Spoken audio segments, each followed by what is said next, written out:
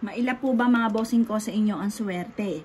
Bagamat kayo ay masipag, matyaga, hindi nakakalimot magdasal, pero minsan napapatanong kayo sa inyo pong sarili kung ano po ang problema sa inyo. Meron ako ituturo mga bossing ko. Gawin nyo po ito tuwing Tuesday or kaya po ay Friday. Kasi pagdating sa usapin ng mga albularyo, psychic, at syempre sa mga gumagawa ng mga pampaswerte, the best ang mga araw na yan kasi mas nagiging powerful daw po pagdating sa usapin ng mga ganyang usapin mga bossing. Ngayon po, mas mainam mga bossing ko na kapag ka full moon, gawin nyo rin po. Kasi yun yung mga minsan lamang mga bossing ko na dumarating sa loob ng isang buwan. Yun po yung madilim na kalawakan na may isang buwan na nagliliwanag na pinaniniwala ang napakaswerte sa lahat. Maging sa usapin ng pagpapatayo ng negosyo, ikakasal, mamamanhikan, pagpapatayo ng bahay, paglilipat ng bahay, laging sa usapin ng full moon. Ayan, yun ang mga pinaka the best na araw. Pero kung halimbawa mga bossing ko ay abala ka at hindi ka makatsyempo, ay di gawin nyo na po muna mga bossing ko. Basta alas 7 ng umaga sa may gawing silangan ka haharap. Kung mailap sa inyo ang swerte at talaga namang ikaw po ay masipag naman, matyaga pero lagi na lang walang pera or kaya po ay laging parang pagod ka na sa sitwasyon ninyo, away-away sa loob ng inyong tahanan or kaya po ay meron ka pa mga pasaway na anak, pasaway na karelasyon, gawin nyo po ito, the best po ito. Ang gagawin nyo lamang po mga bossing ko ay ganere, kumuha kayo ng luya. Ngayon, ang gagawin po natin, isulat nyo sa luya ang lahat ng inyong mga hinanaing sa buhay. Halimbawa, ganito. Hirap na dahil sa dami ng pagkakautang.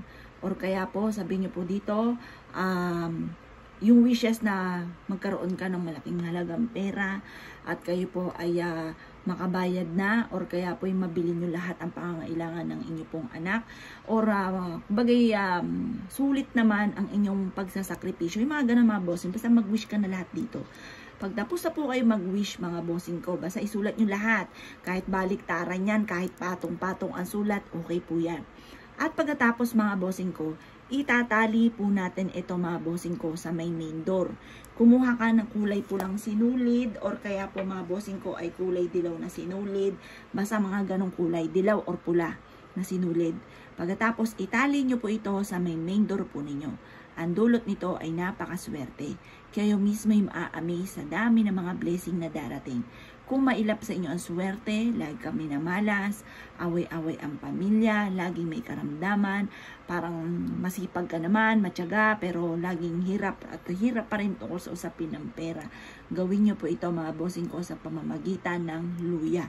Basta pag ginawa nyo ito, kailangan lalo ka magsisipag, magtsatsaga ka, at makakamit nyo kung ano man yung inyo po mga ninanais. Proven po ito mga bossing. Ngayon po, kung ikaw ay isa sa mga niwala at nais po itong gawin, huwag ka na magpatumpik-tumpik pa. Subukan nyo po ito at maa-amaze ka sa dami ng mga blessing na darating po sa inyo. Ngayon po mga bossing, kung ikaw ay isa sa mga mahilig sa mga pampaswerte, gawin nyo na po ito kaagad mga bossing ko ha, lalo't napakailap sa inyo ng swerte. Huwag niyong pagtiisan, marami tayong pwedeng gawin bukod sa panalangin. Ako po mga bossing tuwing umaga, ma-share ko lamang, ako po ay tinatawag ko ang si Papa Jesus, Mahal na Beren, Mahal na Santo Niño, tapos nagdadasal ako ng isang ama namin, isang aba Ginong Maria, tapos nagwi-wish po ako mga bossing at nagpapasalamat sa mga blessing na dumarating. Tapos ginagawa ko po ito at talaga namang maraming blessing talaga na dumarating na hindi ko po inaasahan. Kaya kung ikay naniniwala at nais po itong gawin, subukan nyo po ito at good luck po sa inyo po lahat.